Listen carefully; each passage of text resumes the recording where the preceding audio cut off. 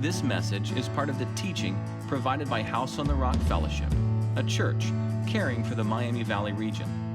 Before you listen, be sure to access the notes in the download section of the message page. Have a Bible ready. Thank you for being our guest. To our guests, hello, my name is Paul. I'm the pastor and teacher here at House on the Rock. Thank you for being here. Those watching online, thank you very much for tuning in. Take out the notes that you received when you walked in, and we're going to dive in this morning. I want to read you a poem. This is titled, What You Missed That Day You Were Absent from Fourth Grade. What you missed that day you were absent from fourth grade. Mrs. Nelson explained how to stand still and listen to the wind, how to find meaning in pumping gas, how peeling potatoes can be a form of prayer. She took questions on how to not feel lost in the dark. After lunch, she distributed worksheets that covered ways to remember your grandfather's voice. Then the class discussed falling asleep without feeling you'd forgotten to do something important, and how to believe that the house that you wake up in is your home. This prompted Mrs. Nelson to draw a chalkboard diagram detailing how to chant the Psalms during cigarette breaks, how not to squirm for sound when your own thoughts are all that you hear, also that you have enough. The English lesson was that I am is a complete sentence. And just before the afternoon bell, she made that math equation look easy. That one that proves that hundreds of questions and feeling cold and all those nights spent looking for whatever it was you lost and one person add up to something. You ever feel that way? Like you're missing something? Like there's something that you really should have gotten when you were in fourth grade or fifth grade, but you weren't there when it was being passed out, and now you're just going through life at a loss. Like there's tools that you're supposed to have in your bag that would probably make adulting a lot easier, but you weren't there when those were getting handed out. There's a story that you were supposed to hear. There's a truth that you were supposed to be told. There's a way of going through the math that makes everything add up right. Yeah. I think a lot of us feel that way most of the time. That I don't have the things that I need. And as a result, as we walk alongside of our kids and our grandkids, as we walk alongside our neighbors, we're constantly confronted with the fact that I don't have enough to help them do the things that they need to do. God, I'm at a lack. I was absent that day in fourth grade when they handed out things like patience, confidence in the gospel, how to stand back up again when you fall down.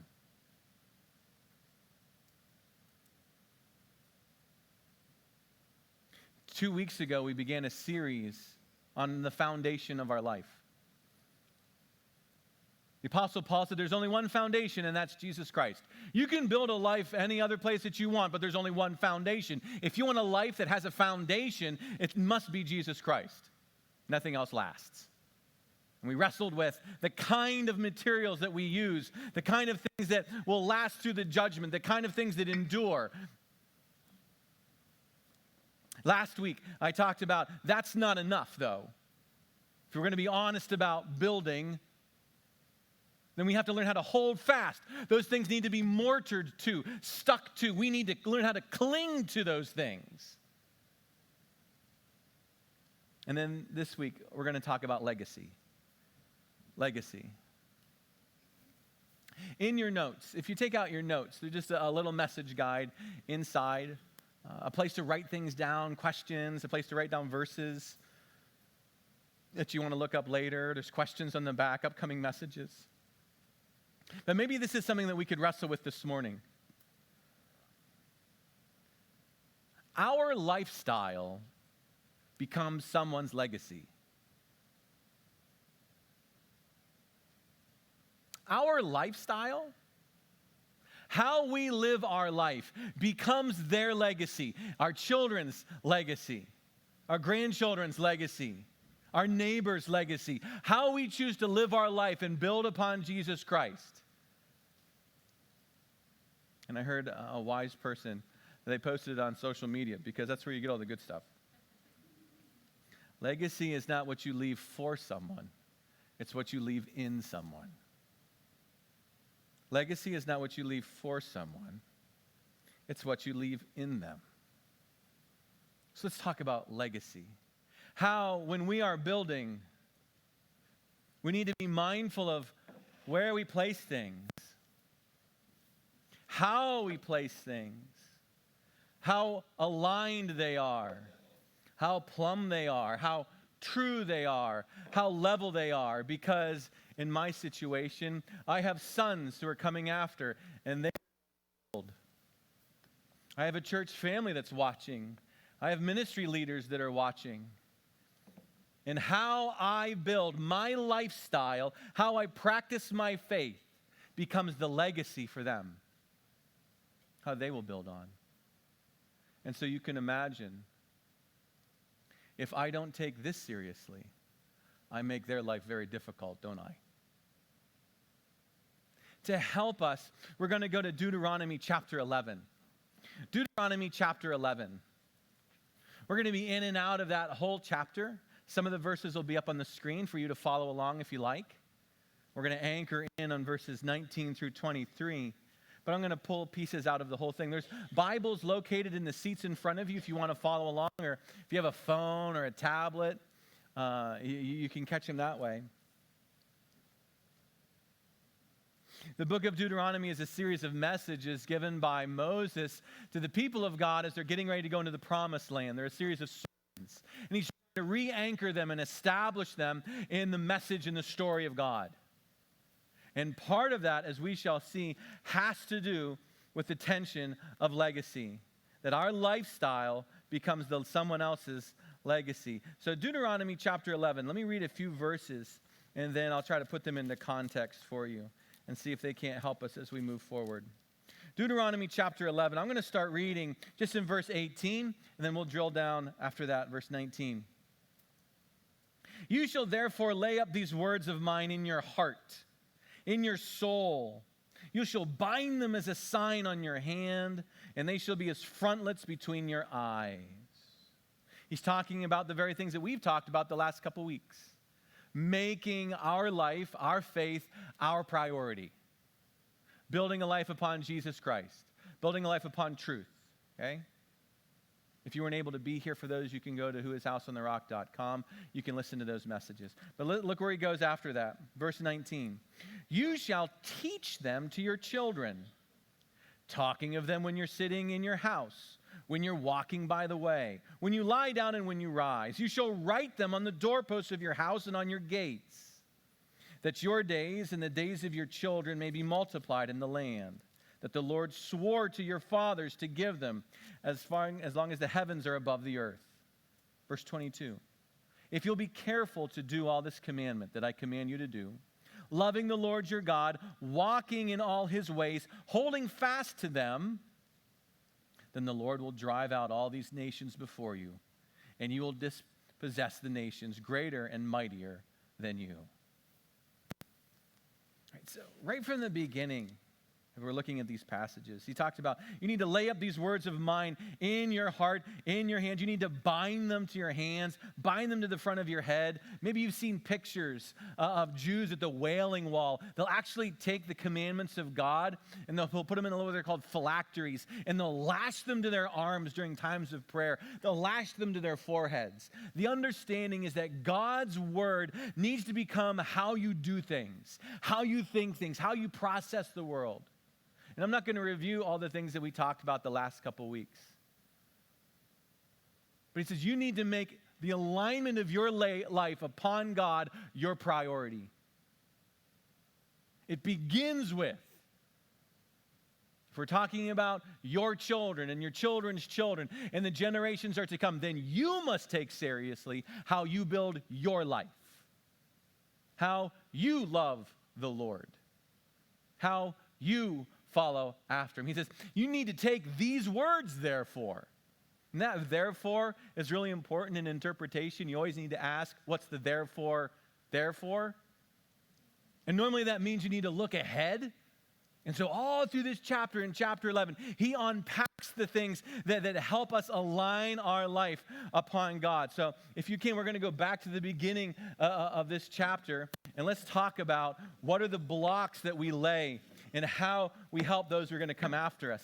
I'm going to start, I know poor Elena who's running the camera right now is just probably a nervous wreck. Elena, you good? Yeah. You're awesome. I appreciate that. Deuteronomy chapter 11, verses 1 and 2. Let's talk about some of these things and how I align myself. He says, you shall therefore love the Lord your God, keep his charge, his statutes, his rules, his commandments always. And consider today, since I'm not speaking to your children who have not seen it or heard it, consider the discipline of the Lord your God and his greatness. If I'm going to take aligning my life with God seriously, I need to take discipline seriously. Discipline is obedience that's lived out. It's taking the instructions of God and taking them seriously. If God says to do something, we do that. But next to devotion comes discipline, a lifestyle. God gives instructions on how to live. We take them seriously. God gives instructions on how to order various aspects of relationships in your home and what to eat and what not to eat and when to wake and how to go about your day. We're talking about the Jewish laws here. And they say, all right, you need to align yourself with that discipline.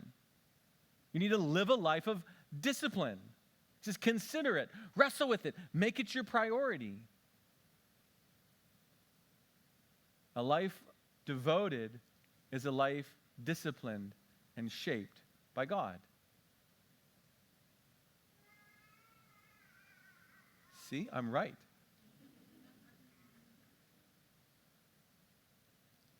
But he goes on after that, not just discipline, but also stories of deliverance. You need to align your life and build your life upon God's stories. Like he keeps reading. Signs and deeds, this is verse 3. Signs and deeds that he did in Egypt to Pharaoh, the king of Egypt, and all his land. Verse 4. What he did to the army of Egypt, to the horses and to the chariots, that he made the waters of the Red Sea flow over them as they pursued after you, and how the Lord destroyed them to this day. Wow. Part of helping the next generation, if I'm taking legacy seriously, means that I'm going to align myself to the stories of God's deliverance. Okay? I've got devotion, I've got discipline, and now I have stories of deliverance. We love stories, right? We like good stories. We're hardwired for stories. There's a reason we're to tell our kids stories. Some of those stories need to be the stories of God's deliverance. What did God do? How did God do it? They're the stories of Scripture. Who is Jesus Christ? What did Jesus Christ do? How he healed people, how he restored people, what Jesus is in the process of doing. That should be a part of our life. But your own stories of deliverance. What God has done in your life. Where do those stories of God's deliverance come from? You know where they come from? They come from a life disciplined and obedient. Obedience gives opportunity. Obedience gives opportunity. So if I can't think of stories of deliverance, if I don't see God doing things in my life, then it might be the fact that I'm not living the way God told me to live. If I want more of God in my life, I need to do things the way God told me to do them.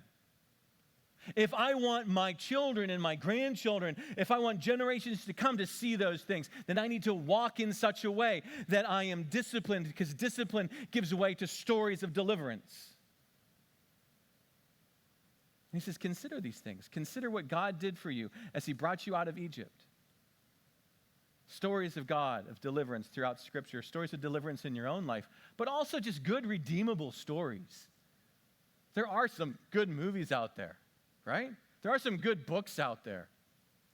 I mean, if you've ever been in any of my classes, it's quite common for me to walk in, hey, do you guys see this movie? It's on Netflix. It's really good. You should watch it.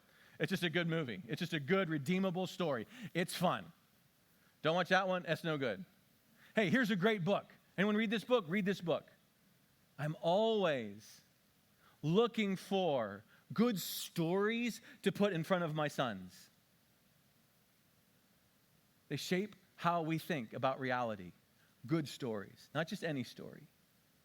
So I'm checking out reviews online. I'm going to places, hey, well, is there anything in this movie that I need to be leery of? Is this a bad story? Is this a good story? Is this a story of deliverance? Is this a story that I can jump on and help my sons anchor themselves in such things as right and wrong?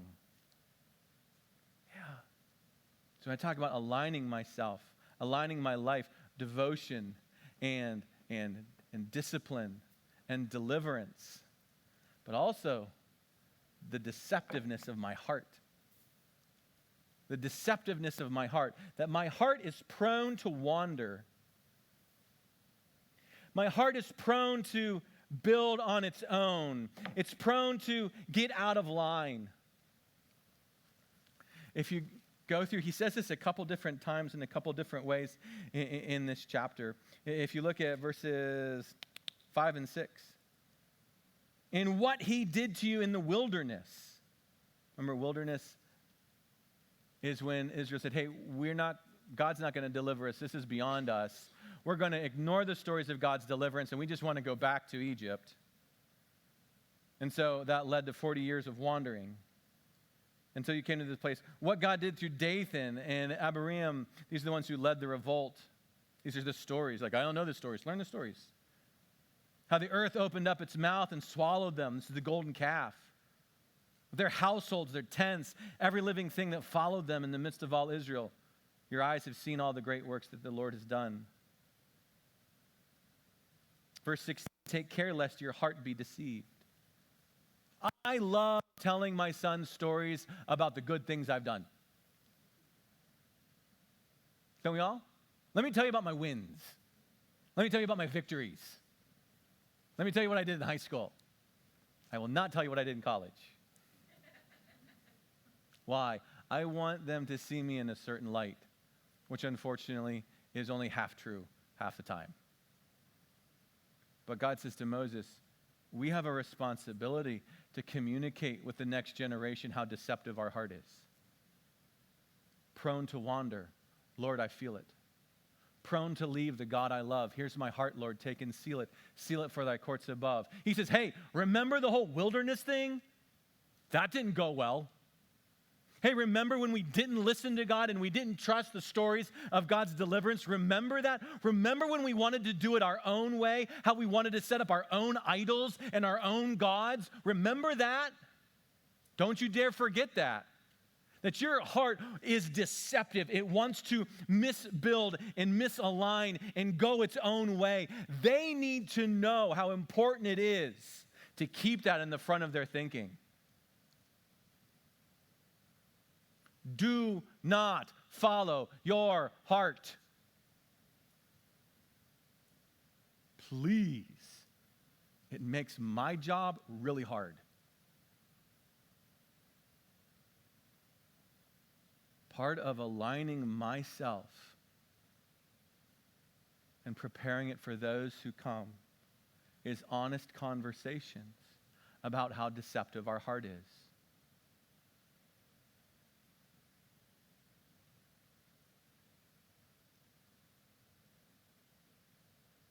Devotion to God, discipline in how I live my life. God says, obey, I obey. That gives opportunities for stories of deliverance. Stories of deliverance, lest my heart be deceived. One more block to wrestle with is difference. That who we are is different than the way other people do things. Who we are is different than the way other people do things. He says this in verse 8. You shall keep the whole commandment that I commanded you today, that you may be strong, that you may go in and take possession of the land that you're going over to possess, that you may live long in that land, the land that the Lord swore to your fathers to give them. For the land that you are entering to take possession of it is not like the land of Egypt, from which you've come, where you sowed your seed and irrigated it, like a garden of vegetables. But the land that you're going over to possess is a land of hills, valleys, which drinks water by the rain from heaven, a land that the Lord your God cares for. The eyes of the Lord your God are always upon it, from the beginning of the year to the end of the year. To understand this, let's just talk about agriculture a little bit. Okay, so he's just giving them a heads up, planters, farmers, this land's different than that land. So when you were in the Nile Delta, okay, there's a different way that you could plant, because you got the River Nile and you're pulling out irrigation streams and you could plant a certain way. There's a certain rhythm there. Well, hey, heads up. You're moving into Palestine and water don't work that way. You got hills that you're going to have to contend with and valleys that you're going to have to contend with. And rain comes in certain seasons. So you're going to have to be mindful of when you plant and when you wait and how you wait and other things that are coming. You just need to know that you're moving into a different land. A land that your God is looking on all the time and he loves dearly. Ask my sons. They've heard me. We do things differently.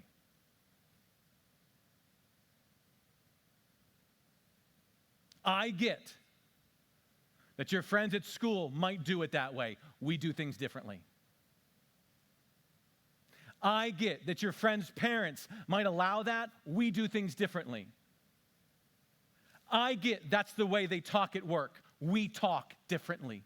We spend differently. I get that your friends like to belittle and mock. I get that it's cool around the water cooler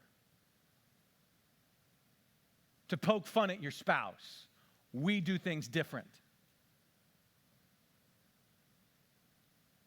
Part of building a life upon Jesus Christ, part of alignment, aligning my life, is wrestling with the tension and the reality that we do things differently. Now, the sad part is some of the things that we choose to be different are really dumb and don't matter at all. Okay, the hills that we choose to die on are stupid hills. But it really makes us feel self-righteous, and we'll have to wrestle with that. But there are places where it really does matter, doesn't it? And so I'm raising sons, prayerfully a church family that knows we do things differently. This is all about what it means to align, because there are those who are coming after who are going to build upon this legacy. And so that's why Paul says, this was our first week, 2 weeks ago, 1 Corinthians chapter 3, take care then how you build. Take care of how you do things.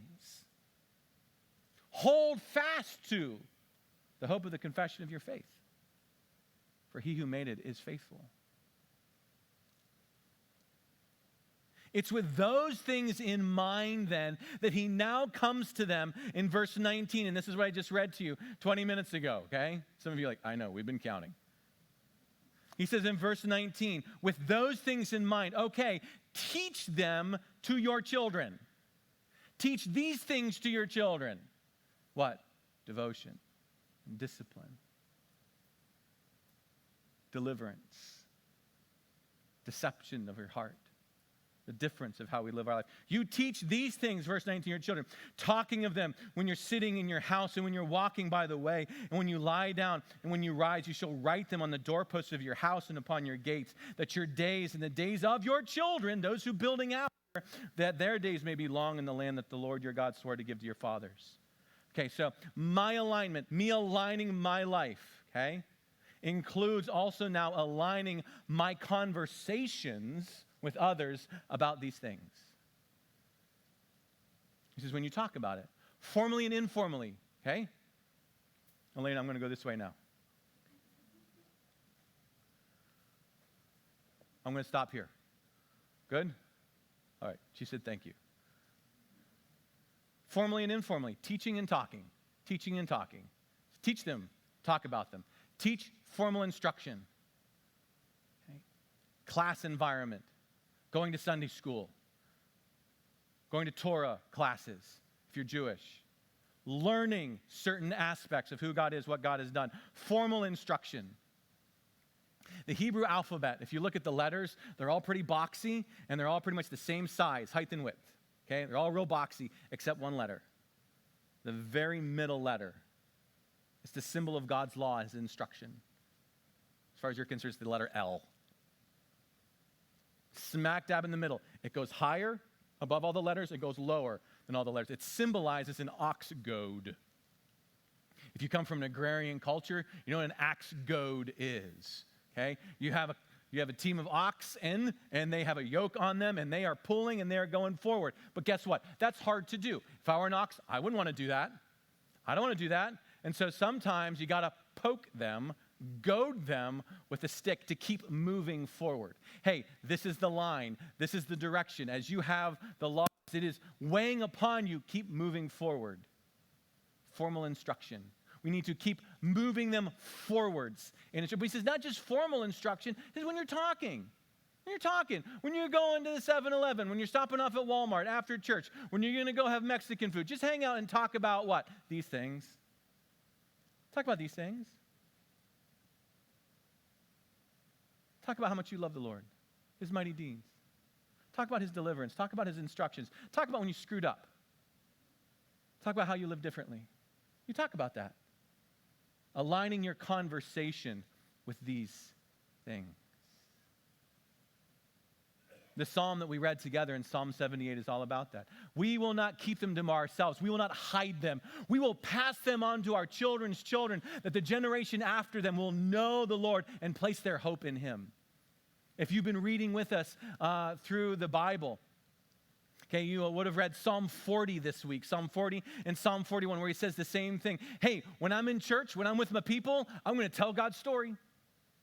I'm going to share it out loud. I'm not going to hide it. Aligning conversation. He talks about aligning your time. Aligning your time. These are things, if you want to write them down, I would suggest writing them down. Aligning conversation, aligning time. He says, hey, when you do a couple of things, when you get up and when you lie down. When you lie down, when you rise, these are aligning time. These are formal moments. When you get up and when you lie down in a Jewish household, you would pray the Shema. Hear, O Israel, the Lord your God, the Lord is one. Love the Lord your God with all your heart, your soul, your mind, your strength. Whole chunks of Bible. Deuteronomy chapter 6, Deuteronomy chapter 11, sections from the book of Numbers.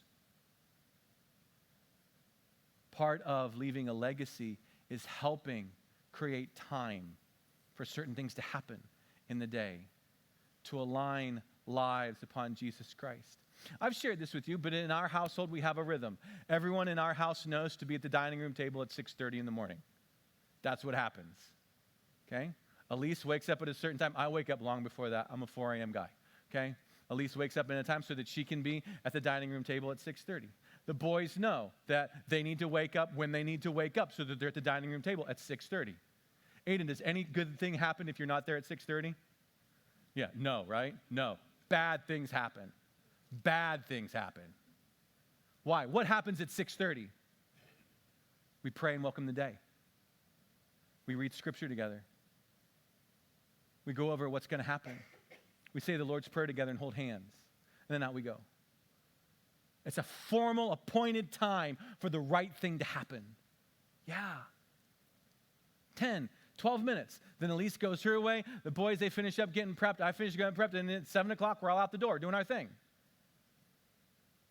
We are aligning time so that we can build our life upon Jesus Christ. I set the tone, not my kids. I don't work for them. Right? I don't work for my kids. I help them learn how to start the day. So as I am aligning, they're coming along to align. And to help, time is very helpful. He says, when you rise, when you lie down. He also talks about aligning space. He says, nail it to the side of the doorpost. Nail it to the city gate. Making the story of God and the instructions of God visual in your space. Now, you can go nuts with this. That's fine. It also can be something as simple as a piece of God's instructions upon the doorpost. That's a part of a Jewish habit, a Jewish rhythm. You'll see them kiss it as they come in and as they go out. Maybe you could anchor your decorating throughout the course of the year. If you're moving into the Lent season or Easter season, decorating a certain way. Christmas decorations, what? To create space, visual space. So we what? Know that we're devoted to God. We're disciplined to God, doing things His way. That there's a difference in how we do things.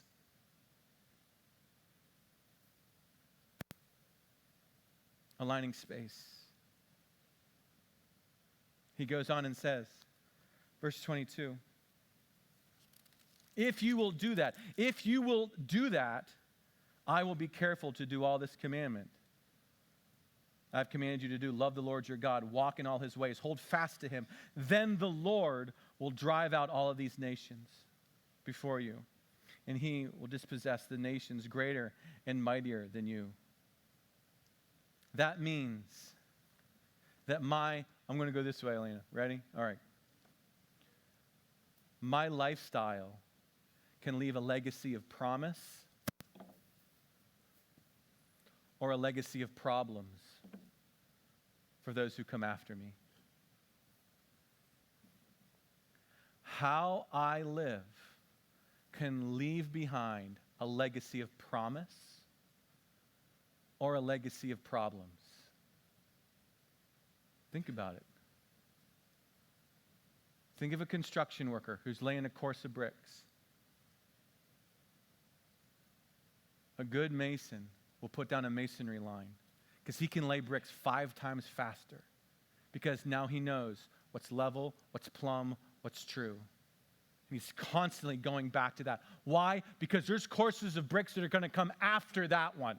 So he's very mindful of knowing how these bricks need to be placed because someone else is going to put bricks on top of them.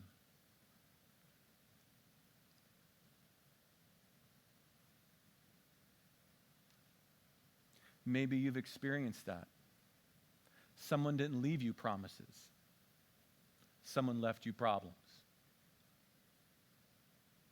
And you feel that as you build each day of your life. Man. And you feel that tension as you think of your sons and your daughters and your grandchildren and your nieces and your nephews and those in your neighborhood who are watching on how to build. Man. Someone left me problems. I will leave them promises.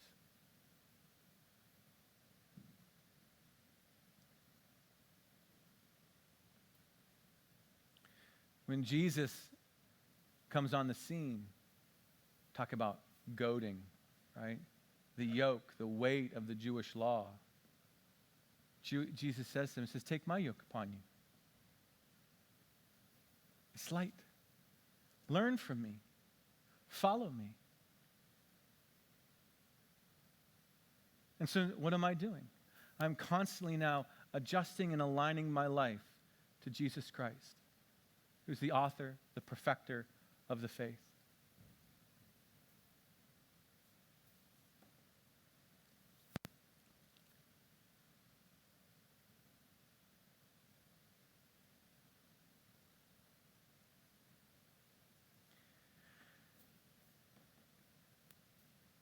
In Numbers chapter 2, God tells Israel how to set up camp. They're at the household, they're at God's mountain, and they're about ready to go to promise. And to make it from point A to point B, you got a whole bunch of people that need to get from A to B. He's like, hey, there's a way to do this. There's a way to set up camp. In the center of camp is going to be the tabernacle, okay? And it runs kind of like, you think of the orientation of a football field, east to west, okay? It opens towards the east. It opens towards the cross. That's east. It opens up this way, okay? That's the center of camp. Around that, to the east, to the north, to the west, to the south, it's going to be the Levites. Right in front of the opening, you have the high priest. You have Moses and Aaron and his family. And then on the north side, on the south side, on the west side, all the Levites, they're going to line up and they kind of create, if you will, a holiness buffer to help people walk in relationship with God. That's their job. That's what they do. So they need to be there so that people understand and respect that I am dwelling in your presence. That's what God's saying. I, the tabernacle, I am setting up in your midst. So you need to orient yourself a certain way. So you got the tabernacle, then you have the priests and the Levites all around them a certain way. And then he says, now everybody else sets up camp. You're going to have 3 tribes over here, 3 tribes here, 3 tribes here, 3 tribes there. Big block. 12 tribes. Levites, high priests, God's presence in the center. But then God says this. You make sure every tent, every home, every dwelling opens towards the tabernacle.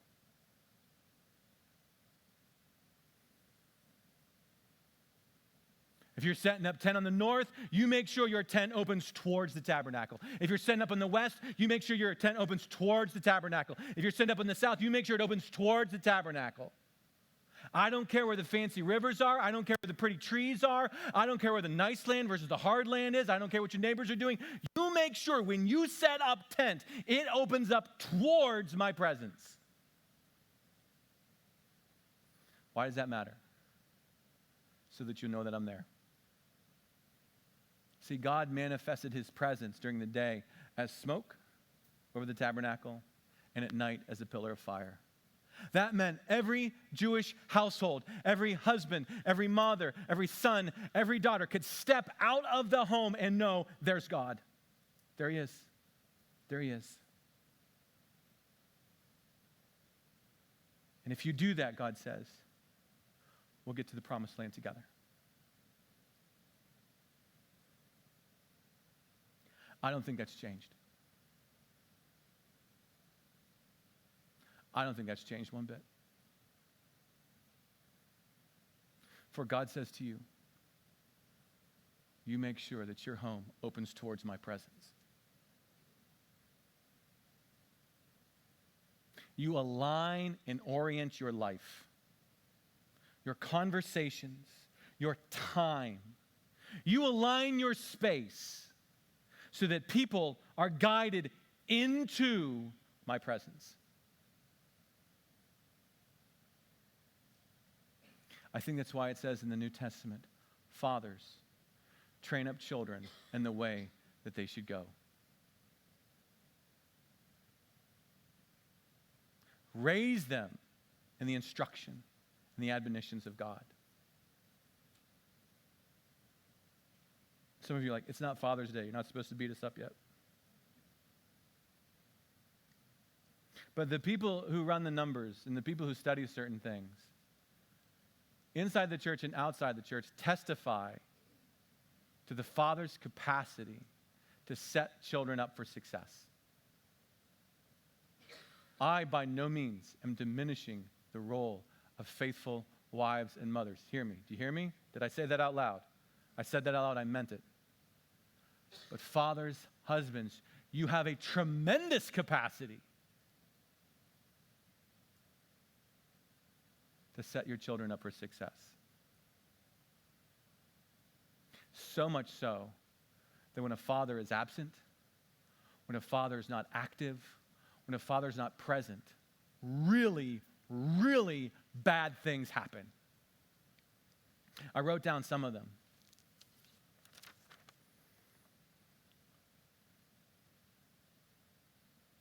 In the midst of a father crisis, when a father is not active, when a father is not present, that family is 4 times greater of living in poverty. Those children will face more behavioral challenges.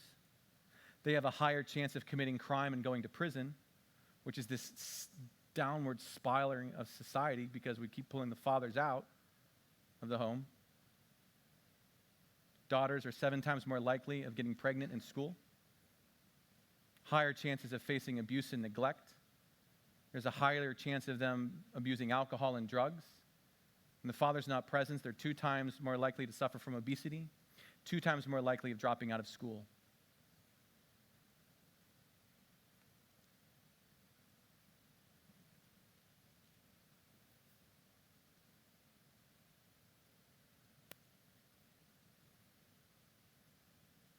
Men,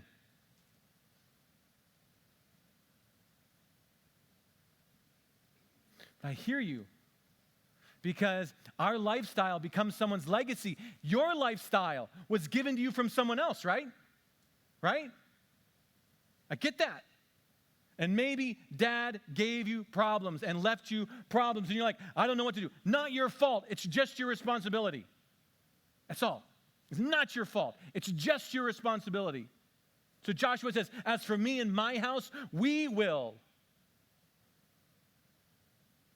follow the Lord.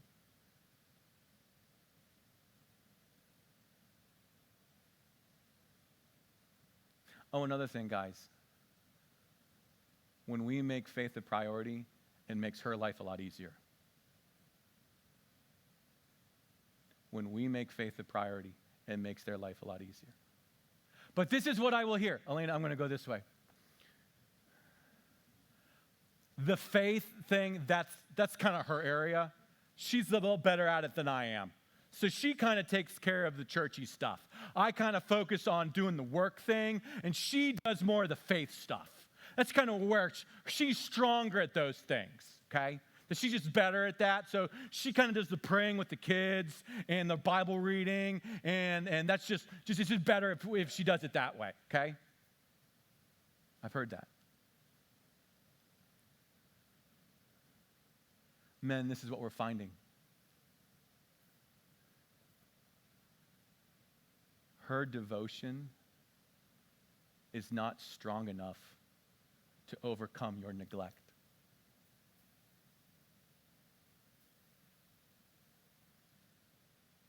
Did you know that?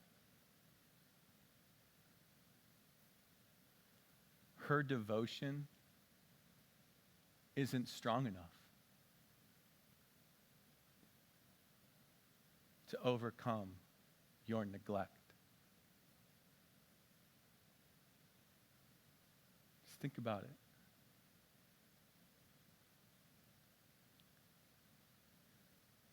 She can love and she can pray and she can be obedient to God.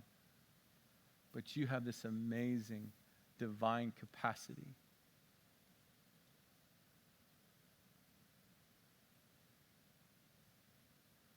to love your wife like Christ loves the church, to love your sons and daughters like Christ loves the church. That through your prayers and presence, you keep chaos back. But that also means the opposite is true. That when you put your hands down and you turn your back, all hell breaks loose.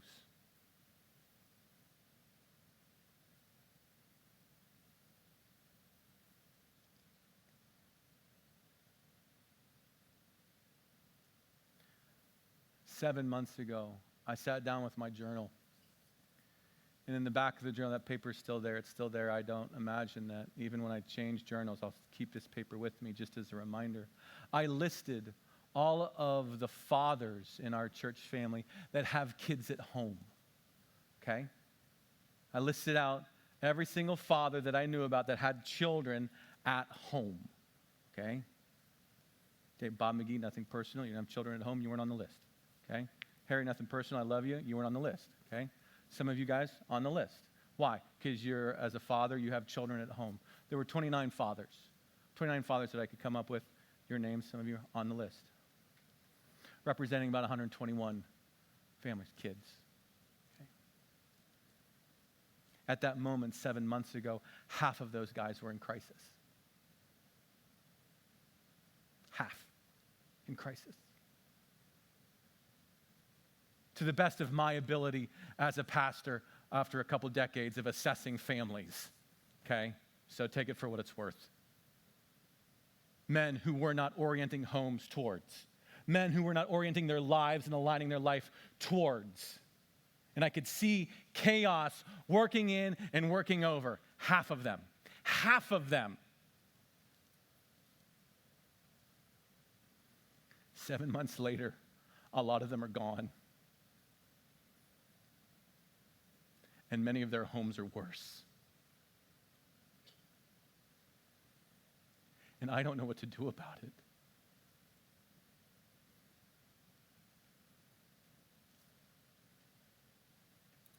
I pray. I preach. Do my best.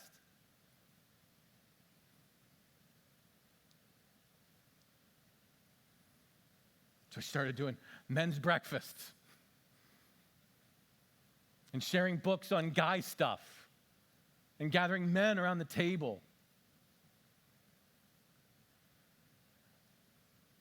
I encourage you, join me in praying for men and praying for fathers and praying for husbands, because this is what I know. And ladies, you're awesome. You're faithful. Commend you 100%. But I know this. If I can get the dad, I'll get the family. It's just a fact. It's the way God has wired it. That if I can get the father, I'll get the home. If I can get the father pointed towards Christ, I can get the marriage pointed towards Christ. If I can get the father pointed towards Christ, I can get the kids pointed towards Christ. It's a fact.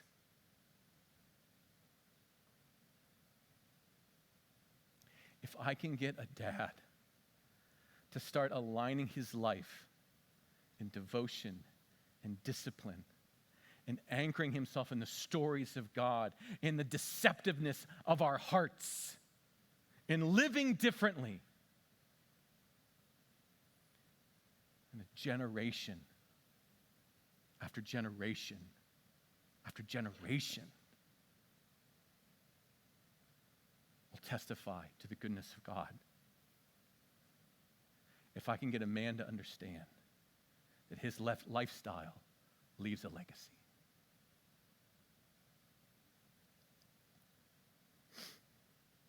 My neighbor knocked on the door last night. Awesome guy, love him to pieces. He's from Hungary. I can understand about every third word. Big Hungarian. Frank. He was at a garage sale yesterday. His wife took him to a garage sale. Smart husband, good guy. He said he found something that I would want. I said, so really? He's going through a bunch of old books. He says, it doesn't mean anything to me, but I knew it would mean something to my neighbor. It's an old Bible. Someone's old family Bible. Late 1800s. He had gone through it, and it's full of dedications. There's a funeral service in there. There's a Sunday school card from the early 1900s. This is from a family in the Osgood area.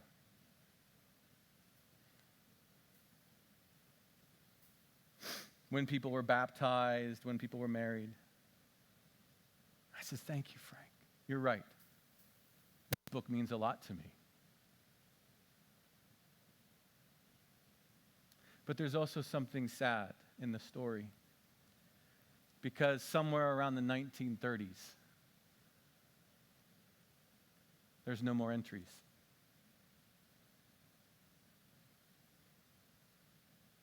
There's no more stories. There's no more inserts. I'm sure people got married, right? It's Dark County. I know they're getting married up there, right? I know there's people doing stuff up there. But in this family, the Bible stopped being a part of it.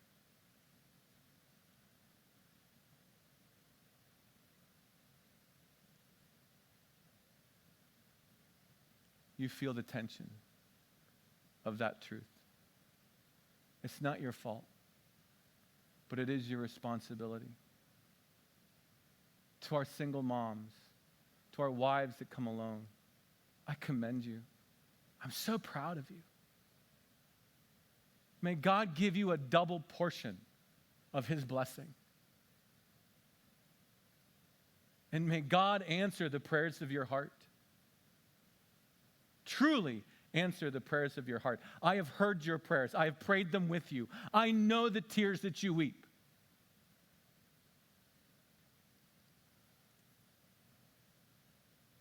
To our men, you can be here.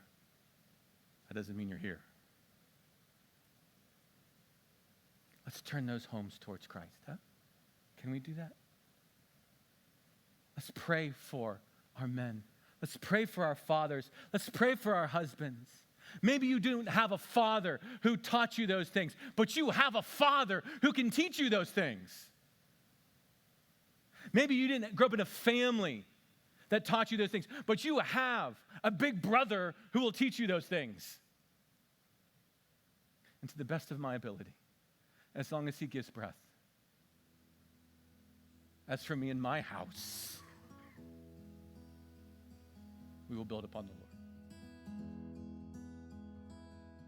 Thank you for sharing your time with us, and we'd love for the journey to continue. If you're a guest, would you consider reaching out to us? We would love to come alongside and encourage you in any way that we can. If you're someone who's joined us today and you are desperately reaching to find hope wherever you can, again, Jesus came that we would find hope. You can find hope today. If you want to send us a short note, a member of our Hope team would reach out quickly, promptly, to come alongside and see what we can do to encourage you in whatever storm you might find yourself in. That's why Jesus came, and that's why we're here. Jesus said there's two ways to live your life, and a wise man, a wise woman, builds their life on Jesus' instructions. God bless.